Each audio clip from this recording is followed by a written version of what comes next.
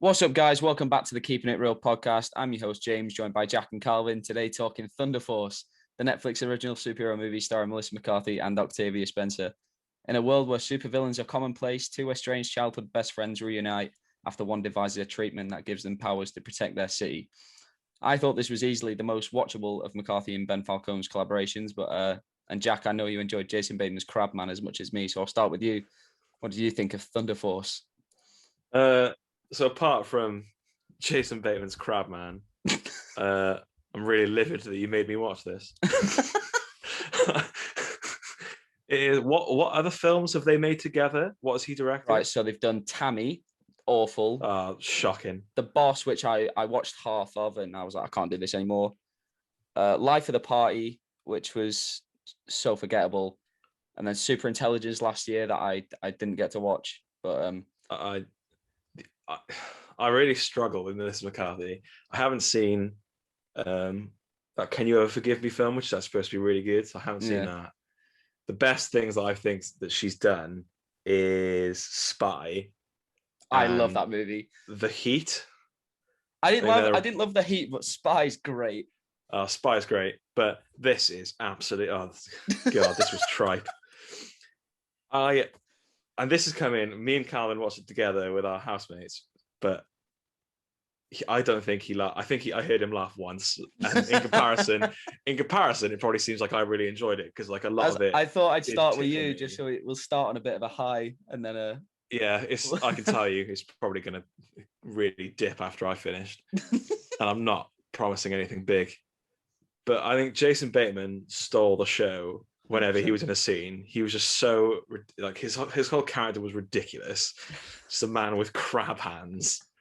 And like, that's not even a power. That's a disability. That's not a power.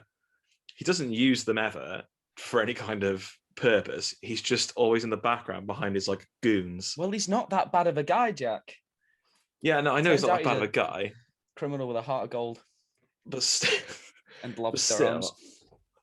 I just think in an industry that's so saturated by superhero films, and I know we talk a lot about them, but when you've got things like Marvel and DC, I know they're not trying to do the same thing. They're trying to do like a spoof, but it didn't even spoof it well for me. Yeah. I just thought it was God, there was so much about it. The day after I watched it, I actually forgot it was a superhero movie. Yeah, that part of the movie is so forgettable and just so unoriginal that and I completely forgot. Like, well, I can never remember. Is it Barbie Carnival or Carnival? Carnival, yeah. Yeah. What were his powers? Because his eyes always like shined red, but he just seemed glow strong. And he like, I thought like his eyes glowing. I was like, he's gonna have some mad powers. Like, at least this might be watchable. And he's just really strong.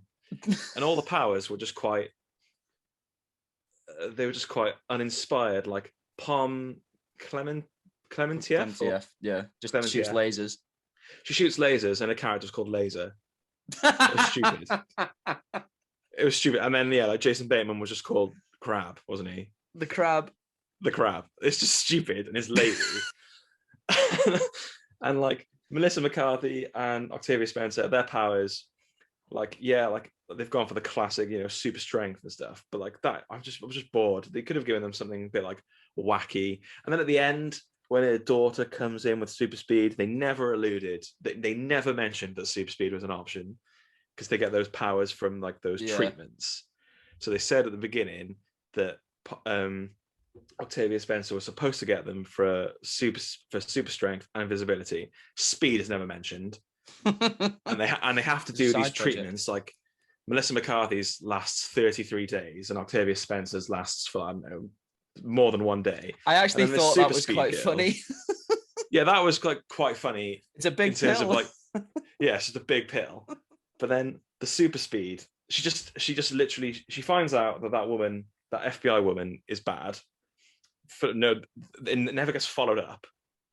There's no reason, like there's no motivation for her being bad. She's just bad.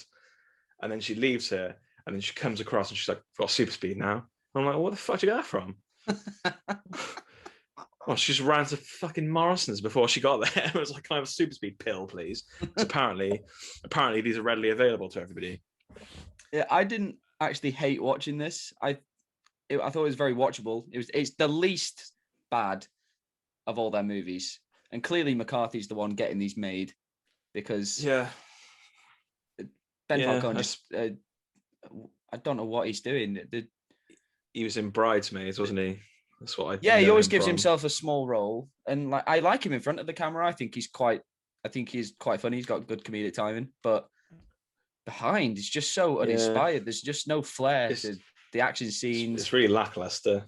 Yeah, and after seeing McCarthy in like "Can You Ever Forgive Me," where she's so good, like to see her just going back to like groin humor of Yeah, it's just that I was like, oh, I thought we've moved Groin. on.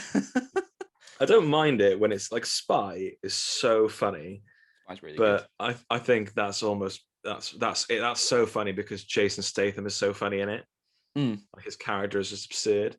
But this was I will admit I did like it more than I liked it more than I thought I would. But that is that is Same. not saying anything. No. I thought it was going to be the worst film I've ever seen, and I have seen worse, but it wasn't good. Yeah, I thought what actually like kind of worked was the interplay between McCarthy and Octavia Spencer. Because while the dialogue's not that very, it's not that good, but I thought Octavia Spencer actually plays it quite earnestly, and I was like, oh, she's actually, she's doing the best with a bad script. Yeah, she's really trying to spin it. And of course, Jason Bateman just steals the whole movie. The scene where they're in the restaurant, I thought was great. That was really funny. But then he was so much funnier than everything else in the film. It wouldn't have surprised me if like he rocked up. It was all ad-libbed. Yeah, like he rocked up to set and then he sounded a script and he was like, "No, thank you. I've read it, so I'll make up my own thing." All right, let's get to some more negatives then. Calvin, I can see you. I'm actually gonna start on my positives, and Okay. there's not many of them. But Jack, I'll correct you. I laughed twice in this film, genuinely. And there's only two jokes that actually landed for me. It was the first time when Jason Bateman did the crowd walk, but then they were pushing their luck trying to do it again. And who I think is the best character in the film is Andrew or Andy or Paul or whatever you prefer. Yeah, he was great. So they are the two bits I actually laughed at. And I will give it credit because it did seem like they were trying to give them the two main characters a semblance of a relationship, but it's very like it's just surface level and ends up ringing hollow, and it's basically just a tool to fool the audience to thinking they're watching a genuine relationship develop because no one in this film could be bothered to put anything else. And as you like went into Jack was talking about this, forgetting it was a superhero film. I know for a fact they only made this a superhero film because Netflix his whole mantra is to thrive on algorithms. So with superheroes being what's in at the moment, they just said, oh, we'll make this a superhero film and then people are guaranteed to watch it, and it doesn't matter how shit it is because it's going to get views. And it even speaks, like the prologue leads you to believe that there were these miscreants everywhere, but then by the film's logic, only 4 seem to exist because they couldn't be bothered to do it. They couldn't be bothered to even put in like an idea of an interesting world when there are other superhero things out there right now, something like Invincible, which is doing something different. So why does this even exist? It's just like they just, I hate when people half-ass things. It seems like Netflix has literally just said to them, oh, that'll do. And I hate that attitude. And what passes for that'll do here doesn't even pass for that'll do. It's so bad. It doesn't even meet the standards of it just being, oh, we'll just release this. It is literally so bad. It was so poorly written, and it seemed to me that Ben Falcone never even bothered to do a second draft because Netflix were like, yeah, that'll do. We'll just throw that at the wall and see that sticks. And it just I get annoyed because I hate that people don't put as much effort into something that they should. Like, this is his 5th movie now, and they've all been terribly mediocre, and he doesn't seem to try to get any better. Yeah. And I hate the sort of, like we said with King Kong Godzilla, that people just saying, oh, they can get away with just being fun and wacky.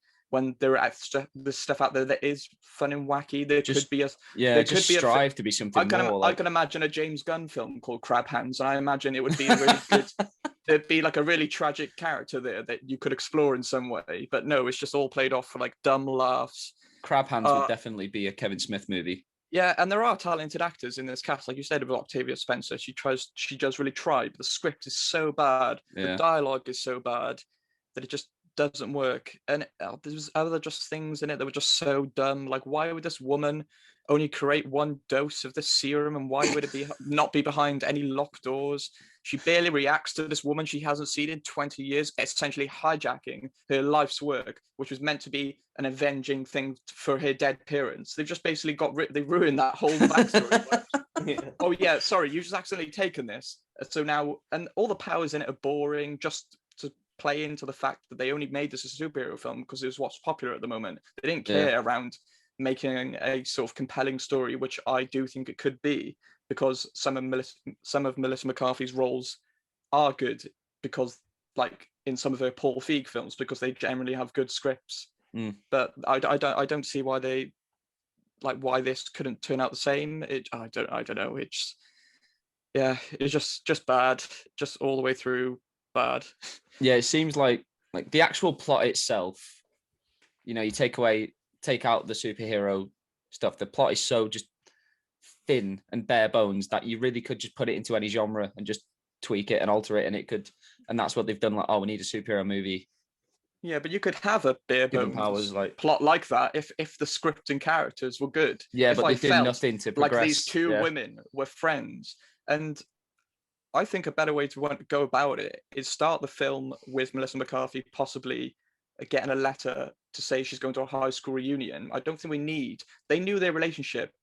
They knew their on-screen chemistry wasn't, like, the dialogue between them was so bad, but they had to seem to add in this weird 15 to 20-minute prologue of seeing them in school to try and establish a friendship between them. And all they could think, what do kids do when they're friends? Or they make friendship bracelets. It's just rubbish. And then they've slightly something like one of them slightly annoyed the other one, so they cut the bracelet, and then magically they haven't seen each other for 20 years. I've left friends behind in the past that I haven't seen for 10 years, and if they popped up in my life now, I wouldn't care. Pretty much. So why should I care about this? Yeah, I get you. Yeah, it's just inexcusable to me that people can set out to make a film like this and just sort of be like, yeah, that'll do. Let's just churn this shit out. Like, and I do think that obviously no one sets out to make a bad film, but I wouldn't be surprised if he was trying to shoot himself in his own foot here for some reason. It was that bad for me. Yeah, it's not even like they're trying though. It is just aim for watchable, aim for serviceable. Yeah, and I do get it. It is good for the where the film industry is at the moment. The film probably gave a lot of people jobs, even though most of the crew probably were more concerned with when lunch was than even getting like a scene right. But yeah, at least they got a job. Yeah, I think this movie only really works when you just let the performers just, like, I wouldn't be surprised if half of this was ad-libbed and just improvised, especially all the Jason Bateman stuff and the Bobby Cannavale stuff with all the Andrew, Andy, Paul thing. That was really funny when it went on, and I was like, I wouldn't be surprised if that's not even in the script. It was like, but let's just keep the third going, act, there were a lot of, like, when they were walking into that building, because the script was so badly written and the audience didn't know what the hell was going on, Octavia Spencer and Melissa McCarthy are literally just like spouting off information, like, they're going to bomb this, they're going to bomb this place. Where's the office? I think it's on the 29th floor. We should probably go there. I'm like, that you have to write that in. The whole bomb thing, I wondered if I'd like blacked out for 5 minutes, because I was like, I don't really remember this being important. And it still looked like it had like 15 minutes left on there, and their first thought was just, I'm just going to jump out the window with it. And that was stupid, because all they were doing there was all they were concerned about was attempting to obviously pull at the audience's heartstrings, no matter how much that just doesn't work. And I really hate how they approached why did she have to jump with it? Why could she not just throw it? No point. That's exactly what I said as soon as she did it. Yeah, it's Like, because why did she have to go? Yeah, they're trying to like make her character like more redeemable in a way. Because What do people do? They just sacrifice themselves. I understood the thought behind it, but I was like, they could have like maybe put like a pressure trigger on the bomb or something, but it was just in a suitcase. And all she did was jump out the window with it. She could just throw it out. And also, they didn't even like. I assumed when she like looked out the window, in my head, I was like, she's gonna fucking lob it in the air. I was like, she's not even just lob it. She's really strong. Just fucking lob it in the air. Let it explode. Fine. It's only a suitcase. Not much debris. Worked in Justice League. Why not here? Yeah. Well, I'm not necessarily sure it worked, but it's certainly a thing that happens. Oh, have you got any more thoughts on Thunder Force? When Calvin said it was lazy, they didn't even bother to cook the chicken that they were eating. That's how lazy it was. Okay. Again, that made me laugh. That isn't funny. That's it was the Jason Bateman doing it as well, and then they were using it in the love scene. I was like, that was kind of funny. It's stupid, but it's funny. It's the bit that got me, and then Calvin afterwards, like, commented on me laughing at it. It's the bit when she's like eating the chicken, and she goes like, "I'm not an animal." That bit did get me. That bit did make me laugh, but it doesn't take very much to make me laugh. If it's stupid enough, I'll at least give it a giggle. Yeah, like this killed an hour and a half for me. I didn't hate it. I thought it was watchable. Like, it was a real, like, Tammy and the boss are so unwatchable. They are aggressively bad and not funny. This was at least just, I didn't hate it. It was really jarring because the day before we watched Minari, so then this being the next film, I was like, I can't believe these both exist in the same year. These are both movies. These were both made by people. Look at the difference in quality between them. Not like we should be comparing Minari and Thunder Force. No, but someone should. Maybe I'll do my own episode. The comparative Thunder Force versus Minari. Yeah, comparing Minari and Thunder Force. Should we rate this? Oh, yeah, if you like. I'll go with a 4. Ooh, generous. Yeah, it made me laugh. Didn't hate myself watching it. Jason Bateman's really funny with lobster arms. You preferred it to Kong vs Godzilla? I gave that a 5. Oh yeah. Yeah, Calvin, your rating? A 1. And that's a 0.4 for the first joke that I laughed at, and there's another 0.4 for the second joke, and then it rounds it all off with a 0.2 for the attempt to make the characters have a backstory. So a big round 1. Nice, Jack. I think it's I'm probably gonna give it 2.5 because it was. I'll be more generous. I 0.5 for every joke I laughed at. So like 4 jokes probably, and then the last 0.5 is just because it exists. Yeah, well done. You made a movie. yeah. You put your minds together and you made an hour and 42 minutes of something that I can look at visually. Bit generous saying putting your minds together, but yeah, we'll go with it. You basically vomited on a page and then handed it out and did a table read. And Jason Bateman somehow made it work. Yeah. So yeah, it was not a positive experience, but it was an experience nonetheless. Thanks as always for listening, guys. Make sure to follow us on Twitter at Keeping It Real UK. From there, you can find links to our Spotify, Apple Podcasts, and YouTube. Please like, rate, and subscribe where you can. We will see you again on Monday for our review of The Falcon and the Winter Soldier, episode 5. Until then, please share this around if you enjoy, and we'll see you soon.